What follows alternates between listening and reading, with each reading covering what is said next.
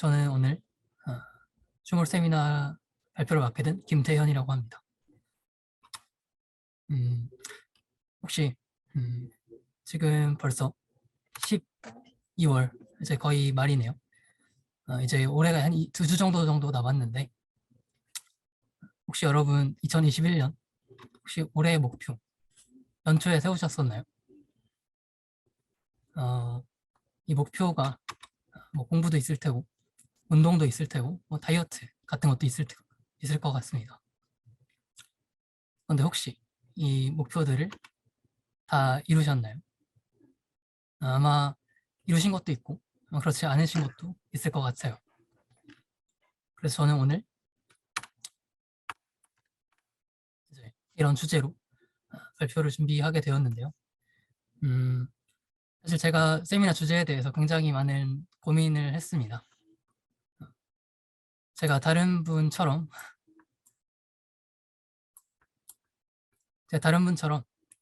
뭐 이렇게 그 공유할 만한 어떤 기술적인 경험이나 그런 게 스킬이 많진 않다 보니까 제가 공유할 수 있는 게 어떤 게 있을까 이렇게 고민을 많이 했어요. 그러다가 제가 그래도 나름 개인적으로 관심을 가지고 이런 어떤 성취를 하는 방법들에 대해서 그렇게 많이 탐구를 했던, 그리고 또 저한테 많이 적용도 해보고 또 시행착오도 겪어봤던 이런 주제에 대해서 말씀을 같이 나누려고 합니다. 우선 그 전에 저에 대해서 간단하게 먼저 소개를 하도록 하겠습니다. 제 이름은 김태현이고요. 저는 지금 소프트웨어학부 21학번입니다. 그리고 GDSC에서는 웹모바일 파트에서 활동하고 있고 MBTI는 뭐 E나 I가 반반씩 나오더라고요. 그래서 NTJ입니다. 그리고 개발 분야는 지금 뭐 다양하게 경험을 하면서 이제 저한테 맞는 분야를 좀 찾아가는 중이라고 생각을 하시면 될 것 같습니다. 그리고 저는 예비 창업가라고 말씀을 드리는데요. 이제 창업을 하고 싶다라는 생각을 가지고 이제 대학에 들어와서 많은 활동들을 해보다가 지금은 좀 부족함을 느끼고 현재는 배움의 단계에 있다고 생각을 하시면 될 것 같습니다. 그리고 또 원래도 있었지만 어떤 개발자로서의 성장 혹은 사람으로서의 어떤 여러 경험들에 갈증을 느끼고 스스로 이런 거를 찾아서 배우는 편입니다. 그중 하나가 바로 오늘 이 다루는 주제인데요. 성취에 대한 거예요. 나름대로 관련된 책도 많이 읽고 또 저한테도 적용을 해봤고 또 이제 몇 분은 안 되지만 이제 사회적으로 성공하신 분들을 찾아가서 이제 여쭤보기도 하고 코칭도 받으면서 이제 얻었던 내용들입니다.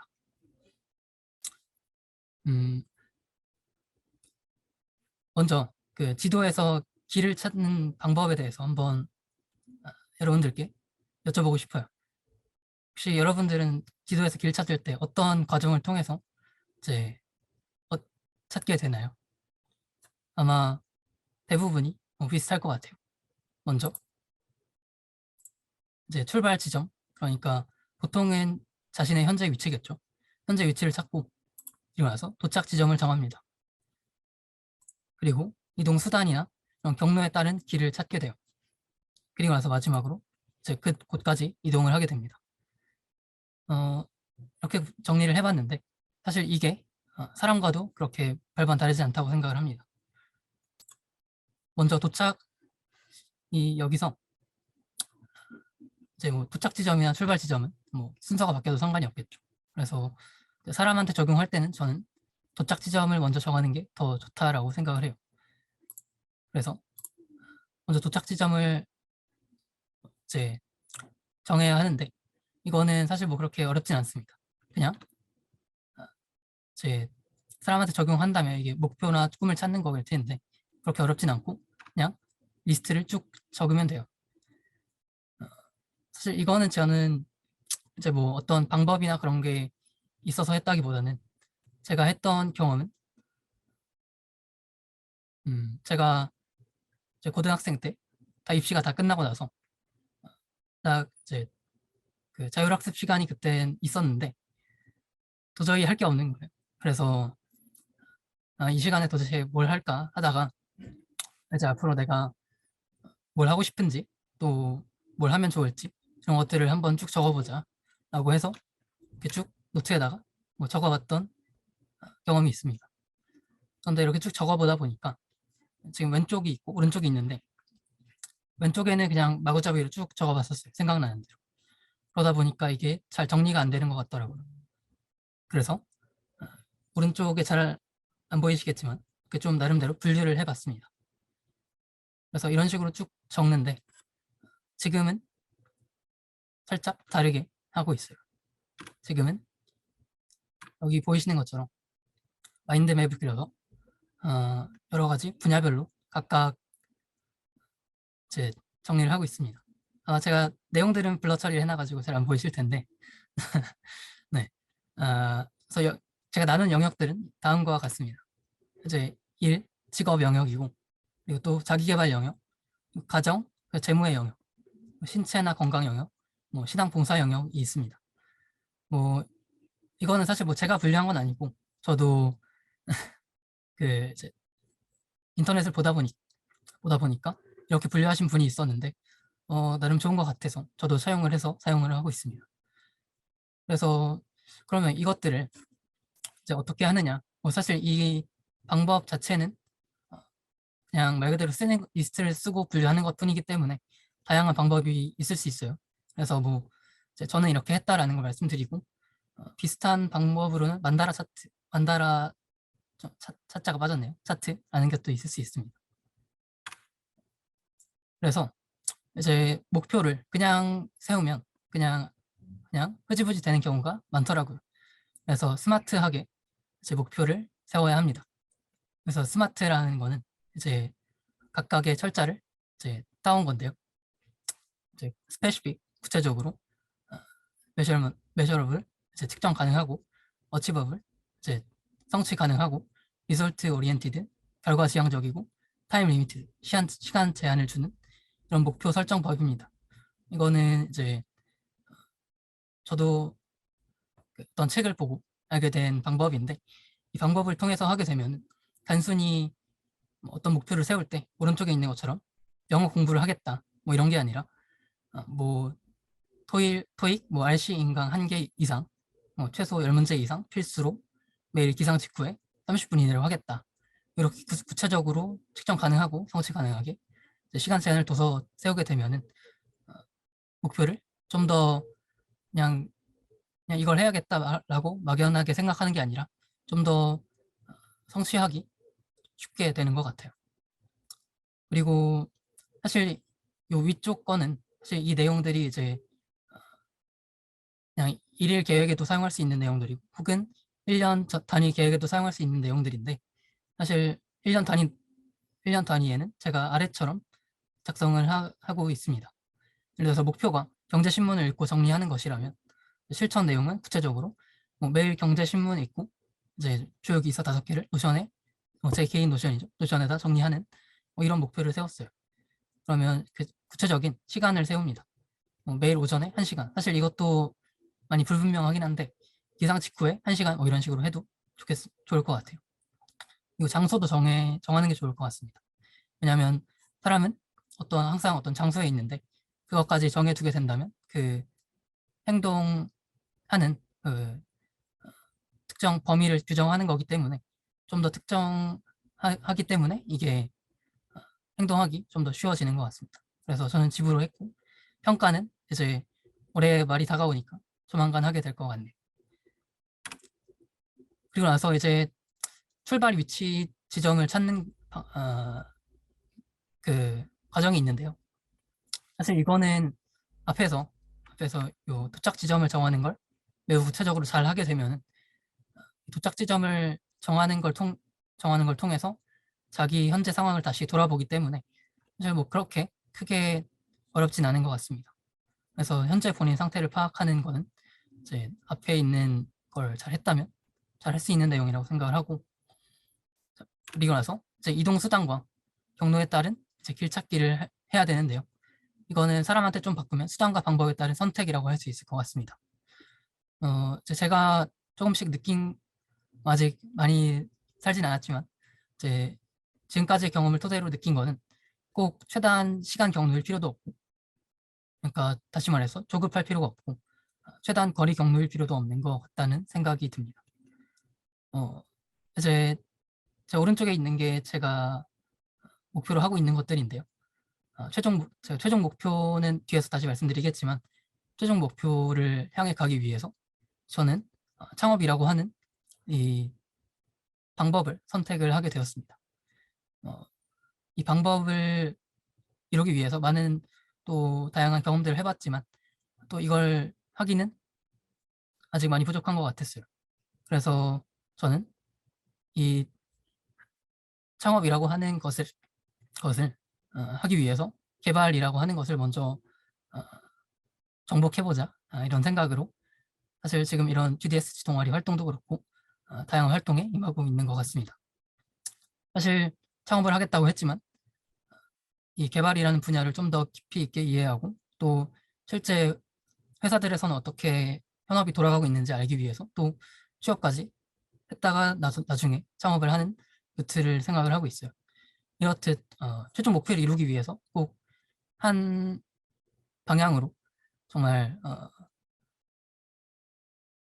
그 최단 경로만을 쫓을 필요가 없다는 게 저의 생각입니다. 이런 것들을 이제 공유하고 싶었고, 그리고 나서 이제 가장 어려운 게 꾸준히 실천하는 거라고 생각을 해요. 그러니까 계속해서 이동을 하는 거죠. 사실 이거 습관화하는 게 사실 이건 저도 아직 정말 어렵고 계속 노력하는 중이지만, 사실 작심삼일이라는 말이 있듯이 이게 누구에게나 정말 다 그런 것 같아요. 이게 정말 어려운데 제가 찾다 보니까, 이런 관련 자료를 찾다 보니까 반자라고 하는 어, 단어를 찾게 됐습니다. 이게 뭐냐면 내 안에 또 다른 나예요. 그러니까 다시 말해서 나의 발전을 방해하는 어떤 바나나 같은 녀석이죠. 그래서 뭐 예를 들어서 내가 오늘 뭐 아침에 일어나서 뭐 영어 단어를 하나 외우기로 했는데 이거 정말 외우기 싫은 거예요.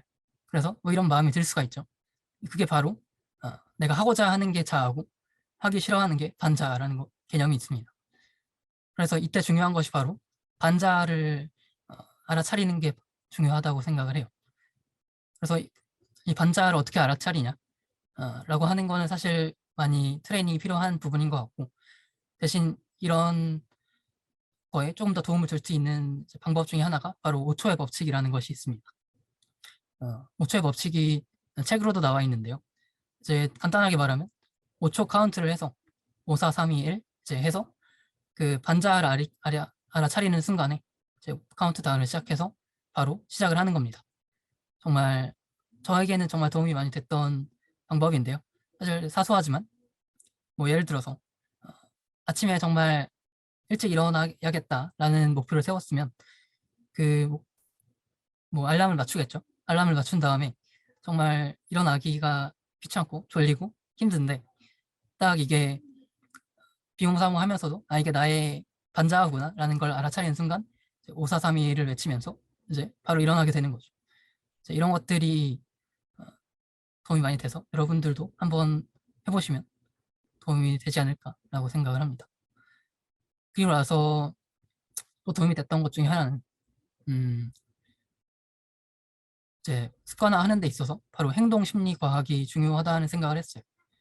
어, 사실 이 사회에 많이 생각하는 것 중에 하나가 이제 동기부여로 행동을 얼마든지 바꿀 수 있다거나 조건만 형성되면 인간은 움직인다는 아주 옛날의 어떤 행동주의 이론 것들이 바탕이 돼 있는 어떤 책이나 이런 개념들이 많은데, 사실 이런 거는 제가 경험을 하면서 이거는 좀 실제적으로 맞지 않는 것 같다.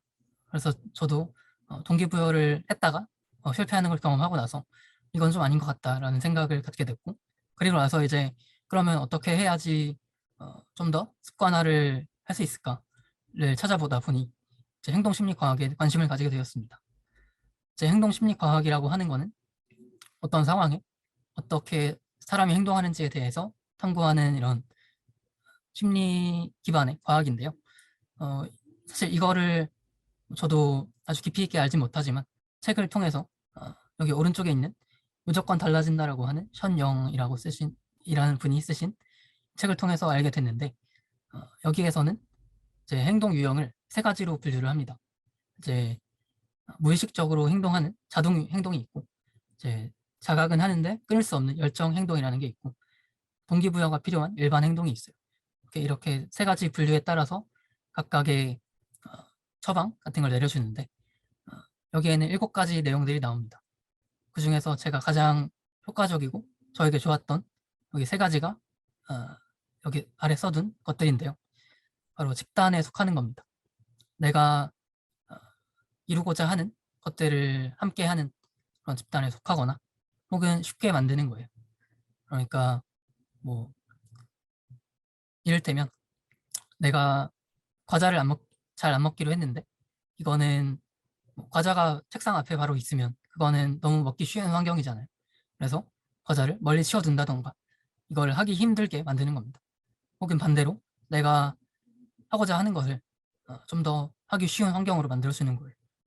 그렇게 이제 자기 주변의 환경을 통제함으로써 이렇게 행동을 할 수 있게 만드는 경험이 있고, 또 사람은 이제 어떤 보상에 의해서 움직이기도 하잖아요.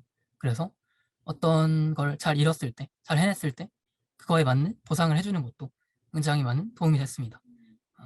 만약에 이거에 대해서 더 관심이 있으신 분은 이 책을 읽어보시길 추천드립니다. 자, 그래서 이런 4가지 과정을 통해서 이제 이런 원하는 거를 세우고 이렇게 발전시켜 나가면서 이룰 수가 있다고 저는 믿고, 그래서 이런 것들을 공유하게 되었는데요. 사실 이 4가지 중에 4가지 전에 하나가 더 있습니다. 사실 이거는 뭐 한순간에 되는 건 아니라서 이렇게 뒤로 뺐습니다. 자기 객관화와 메타인지라고 하는 영역인데요. 사실 굉장히 어려운 영역이고, 자기 자신을 객관적으로 바라보는 것이 바로 메타인지 혹은 자기 객관화입니다. 사실 이런 과정을 통해서 자기 자신을 있는 그대로 받아들이고, 자신이 자신한테 있는 그 긍정적 측면이나 부정적 측면이나 이런 것들을 다 받아들이고 인정하는 것에서부터 변화가 시작되기 때문에 이것을 먼저 깨닫고 잘 아는 것이 중요합니다. 그리고 그 중에 가장 좋은 방법은 현재 나와 있는 것 중에는 명상이라고 저도 알고 있어요. 뭐 다양한 방법이 있을 수 있겠지만 명상을 통해서 조금은 더 알 수 있는 것 같습니다. 다만 이 과정은 정말 어렵기 때문에 누군가는 한평생에 걸려도 다 찾지 못할 수도 있어요. 자기 자신을 찾지 못할 수도 있지만, 하지만 그 노력하는 과정에서 자신이 진짜 원하는 거를 찾아가는 과정이 있을 수 있습니다. 그래서 제가 아까 앞에서 말씀드렸던 저의 최종 목표라고 하는 것은 다른 사람에게 도움이 되는 거였습니다. 이런 과정들을 통해서 찾아봤더니 일단 아직 완벽한 건 아니지만 이렇게 생각을 해요. 그래서 그러기 위해서 어떤 방법들이 있을까라고 생각을 해보다 보니, 그러면 다른 사람에게 도움이 될 수 있는 것들 중에 이제 좀 더 많은 사람들에게 영향력을 끼치고 좀 더 많은 사람들에게 도움을 줄 수 있는 게 뭐가 있을까라고 생각을 하다 보니 창업이라는 길을 선택하게 되었던 거고, 또 사실 저의 이 가치관이라고 해야 되겠죠. 이 사실은 변치 않기 때문에 사실 창업이 아니더라도 뭐 다른 방법이 될 수도 있을 것 같아요. 이게 뭐 봉사가 될 수도 있을 것 같고 기부가 될 수도 있고, 어떤 방법이로든 이 다른 사람에게 도움이 되는 것이라고 하는 저의 최종 목표를 위해서 이런 계속해서 달려갈 것 같습니다. 사실 네, 이런 내용들에 대해서 다루는 게 좀 조심스럽긴 했어요. 이런 내용을 이렇게 잘 좋아하지 않으시는 분도 있고 그렇기 때문에. 하지만 저의 경험을 토대로 있었던 내용들을, 그리고 또 저도 배운 내용들을 함께 공유하고 싶어서 이렇게 준비하게 되었고, 이상 일단 여기서 마치도록 하겠습니다. 감사합니다.